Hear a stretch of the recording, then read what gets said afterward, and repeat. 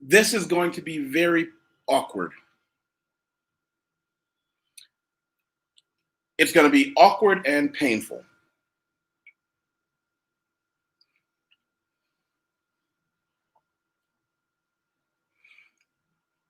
Because I'm going to talk about something I've talked with people that I mentor about. A few of my clients I've talked this about.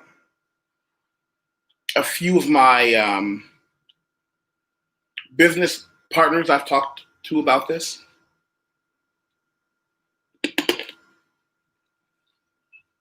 But I haven't discussed it here, so I'm going to show you why I want to share it now.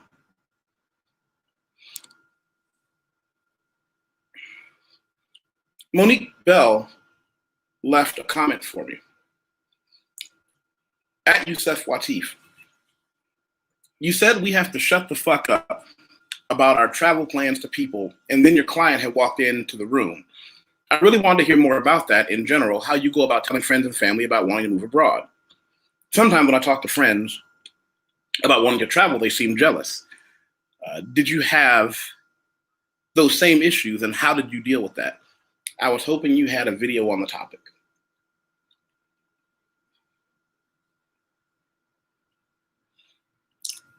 I didn't, so I decided to make one.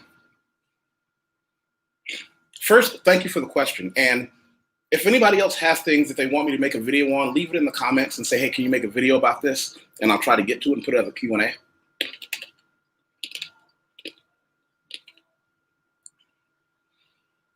Here's the reality of the situation. I've talked to people from every corner of the world, every race, color, creed, gender, everything. And we all keep coming up with the same thing. When you make the decision to be a have, and we're going to classify a have as someone who has the life they want, by definition, you're not normal. You've immediately moved yourself away from the stunning and overwhelming majority of people.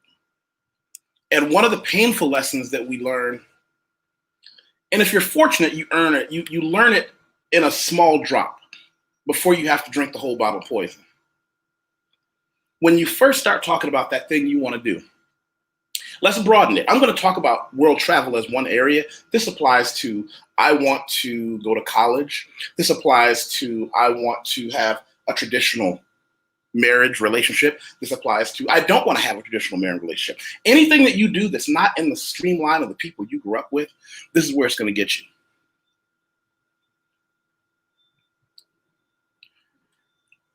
The people that I mentor, I encourage to start lying early and often.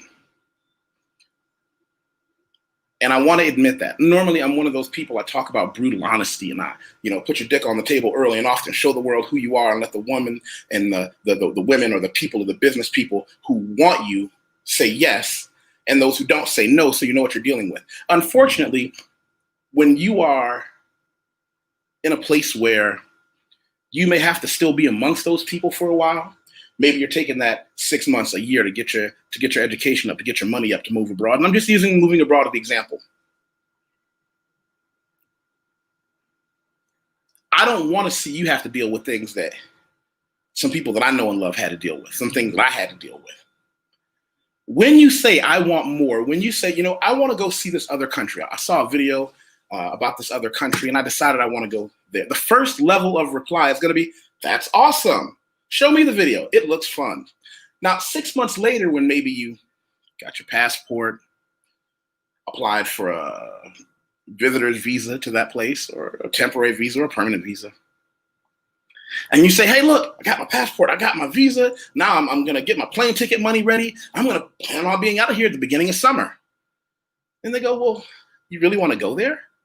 You know that, and then they'll pull up something on the internet, and that thing they pull up on the internet is going to tell them, this country is awful and it's dangerous. And you're going to say, but where I live is dangerous. We're American. And they're going to say it's different because over there, they're not like us here. They don't love their children.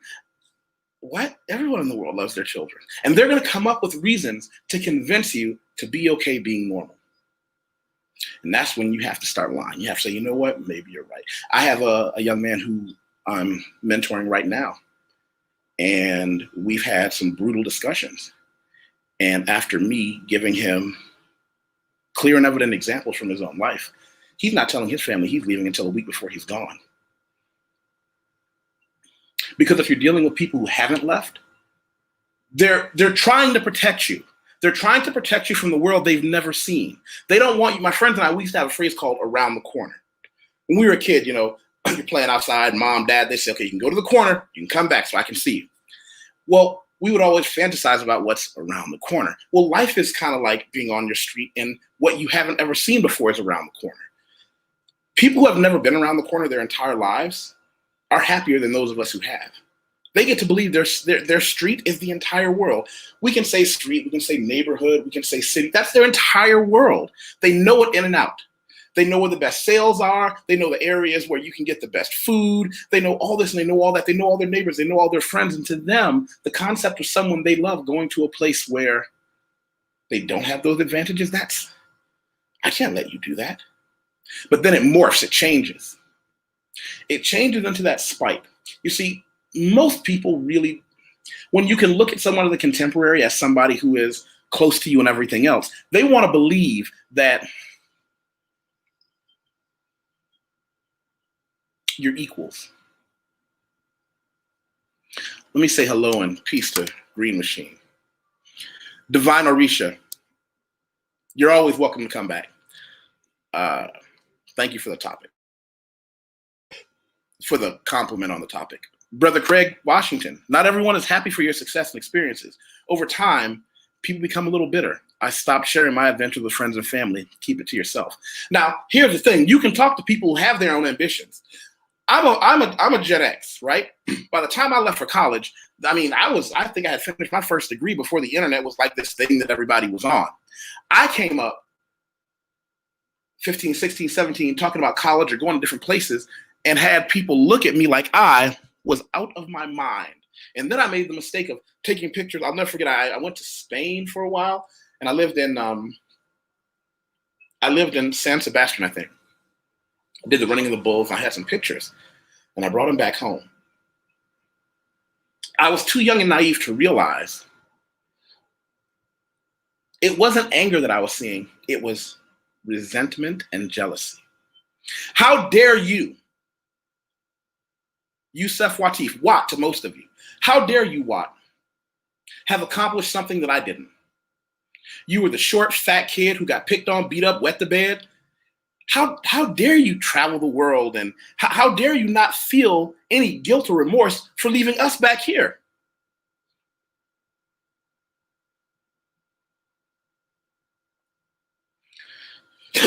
It's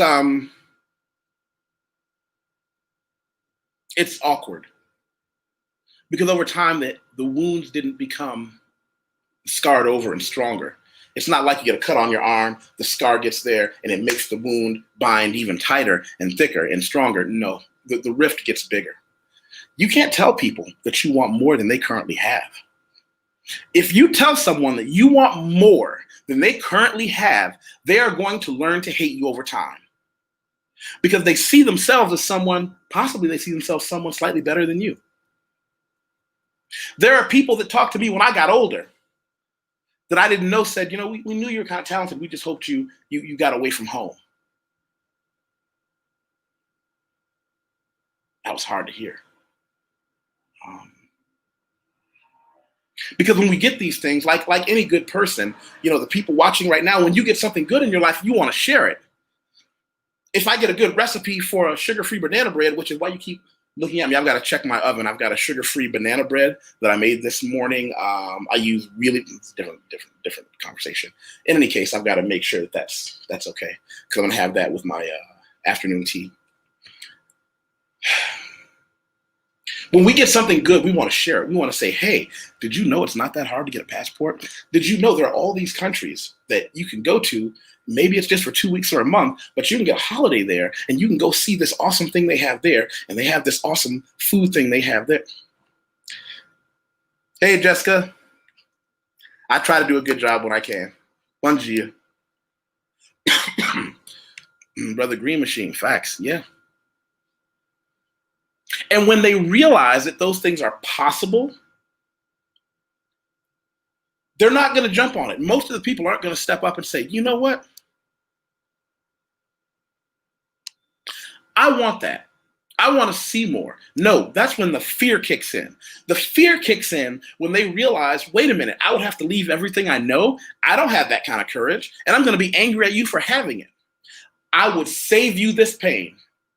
You want to see pain? Hold on. Let me show you people pain. Hold on 1 second. I'm going to mute you while I show you guys.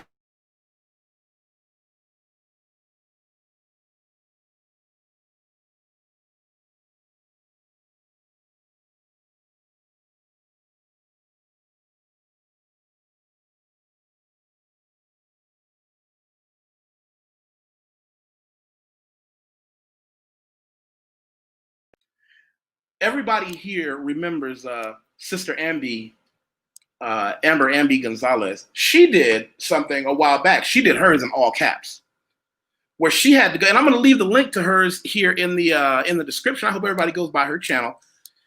She had to give these people a piece of her mind, and she had to talk about why you can't even tell them because they'll think you need their permission to go. And she goes on one hell of a rant. Tell you what. I'm gonna make sure. Hold on, let me copy and paste this into the comment section right now.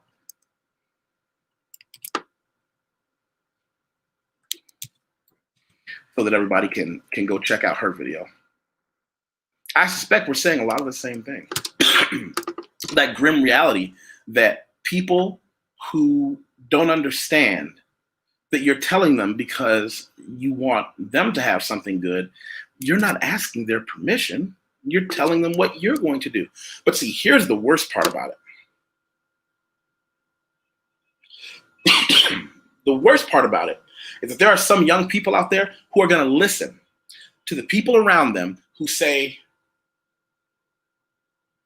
you know, I read in the newspaper and I saw on the news and I saw on the internet, it's really dangerous out there. You know, do you really want to take that chance of seeing, you know, all these things out there that are awful? You know, it's safer here with us. And there was that other person that one bad thing happened to them. And if you're 17, 18, 19, 20, 21 years old, especially in those tender years of your life where you're really getting out there, it can destroy everything. So I tell my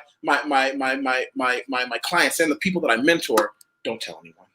If it's not someone A, that you can totally trust, and B, has already done some of those things, can't. Brother Green Machine said, considering you now have to have the real ID or passport to travel domestically by air in the USA, there's no reason not to have it. Yeah. Oof. Yeah. I did not know that. Peace, Brother Ezra. Amber Gonzalez is a woman, very intelligent. Yeah. we ended up having a somber moment when I realized that I had crushed some of this young man's spirit, because he thought when he had something good to share with his family and his loved ones, they would like it even more. And I asked him, well, what happened the first time you talked about it? What did they say? What did they do? How did they behave? It's not going to grow on them. And what can happen is they can make your life hard. Because in a lot of communities, when you want more for yourself, you're the stuck-up person. When you want to have better for yourself, you're that jerk who wasn't happy. Aren't we good enough? I'm going to give you some quotes from some people that I grew up with, people that will probably never speak to me again, not because I've done something bad, but because I chose to simply have the life I have instead of the life that may have been predetermined for me. One of my favorite comments: do you think you're better than us? Who do you think you are? That doesn't make you special. Aren't you proud of where you came from? Are you ashamed of where you've come from? And the answer is, oh, wait, hold on. Let's see. Crabs in a barrel and misery love company syndrome. It's literally not you, but them. Yeah.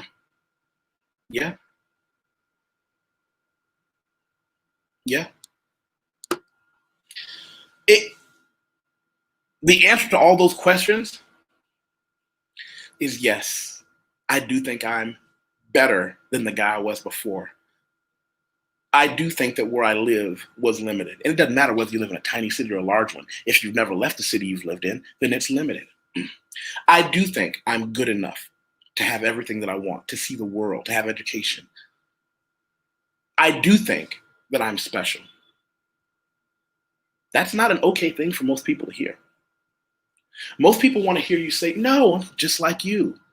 And I'm going to have your life because your life is awesome, which maybe it is. See, the worst is when it doesn't come from some degenerate. The worst is when it comes from somebody who has a pretty average life. Most of the people that I know and love, most of my cousins, they have regular lives. The problem is I didn't want regular. And I refuse to be ashamed of it. And I don't want you to be either. So going back to the original question, I had to deal with it by being ruthlessly stoic. I had to deal with it by becoming very selfish. I had to deal with it by gambling on myself. I didn't play it safe. I was young, ambitious, smart, getting an education, and I realized I can do this.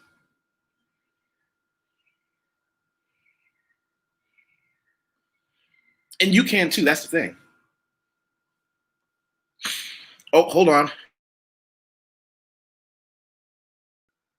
The whole maternal side of fam dismissed me once. I decided to live abroad with my son in 2016. Hardest thing, damn near killed my soul, but now my son and I both have real soul family abroad. Real soul family abroad. You know what? Something else I'm going to tell you, and this is going to sound weird to people who haven't done it. What if I told you that in 2020, if people can decide their political party, if people can decide where they want to live, people can decide their gender and sex. I'm happy for everybody to have those. Why can't you decide who your family is? What if I decided that I was going to expand my family and say, I want my family to be the brothers and sisters who have accomplished, who have done things. I wasn't born with them, but you know what? I got to choose the rest of my life. Why not this? Why not this too? Listen, here we talk about a couple of different things. And some of the things that I talk about, excuse me, some of the things that I talk about, I'm going to go into a little differently. Some of the people when I talked about some of the people that I mentor and some of the people that I do a lot of up close and personal work with, that came from my Patreon. I don't know how many of you know it. I'm going to share the page with you so you can see what that is. I do a lot of things there. That's where I put things that are a lot less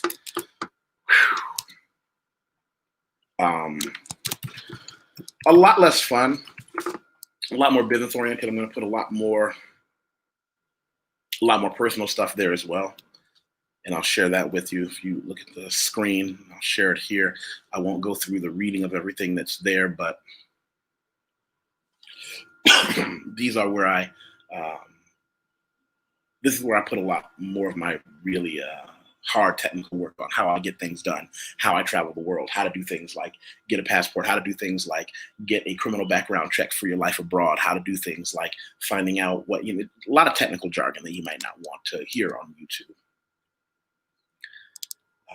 Let's see. Brother Ed Lattimore said, my greatest attractors were not hood people, but middle-class people I met coming up. Damn. Not hood people. Middle-class people that he met while he was coming up.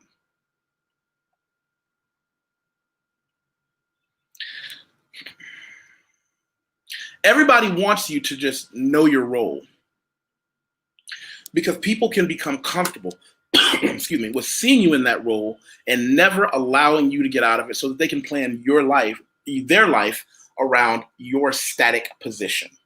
If you're somebody who has ambition and talent, do you realize there are people around you who have already planned what they can get with you and for you, not necessarily in an abusive sense, but they've already identified you as somebody who can probably make it anywhere.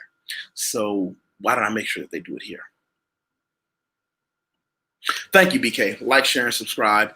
We talk about three big things here. We talk about world travel, not just my life in Brazil. We talk about money issues, my favorite subject because I love money. We also talk a lot about social issues, and that's what I think this falls under. You can add me on LinkedIn, which is where my professional resume is. I'll show you guys that. As a lot of you already know, I do a lot of work helping, excuse me, helping expats relocate to Brazil legally, technically, doing things like their CPF number, which is the social security number, healthcare status, all those things that you're going to need to legally come to a country for. I don't care if it's 2 weeks or 2 years. If you're going to do it the right way, these are some things that you need, and that's one of the things that my company does. But that's not necessarily the number one thing I want you to look at if you ever consider me for anything. I want you to look down here. You see, down here are the recommendations. These are the professionals who have put their professional name next to mine and said, this guy knows what he's doing. This guy is legit. So let's see. Thank you. Brother Jalil from LA, I hope you can come on and chat with us soon. Oh, one thing I do want to say on a lighter note, Brother Ed Lattimore, Ezra saw us talking about chess the other day, and he wants to know, where do you play chess online? He'd love to play a couple games against you. I don't know anybody's ranking. I don't know if you have a public area. I don't know if it's like, a game area where people go on and play chess. But if you contact me, I can give him your information on where you go play chess, and you two can have a smashing good time. Yeah, it was a little awkward, but it was a good one. I hope you catch the replay, and I hope everybody has a great day. I hope you all stay healthy. You might remember I told you the other day, I left my window open the other day. It was about 85 degrees in Sao Paulo, Brazil. Had my fan on, my window open. I went to sleep. It was awesome. The temperature dropped and it got cold, and by cold, I meant it was like 70 degrees. And I got a frog in my throat. As I said earlier, if any of you have anything else that you'd like me to expand on, just ask. And I wish everybody the best. Be strong. And remember, if you're thinking about doing something and you need just one person to be with you, to put his hand on your shoulder and say you can do it, contact me. I'm here for you. I'm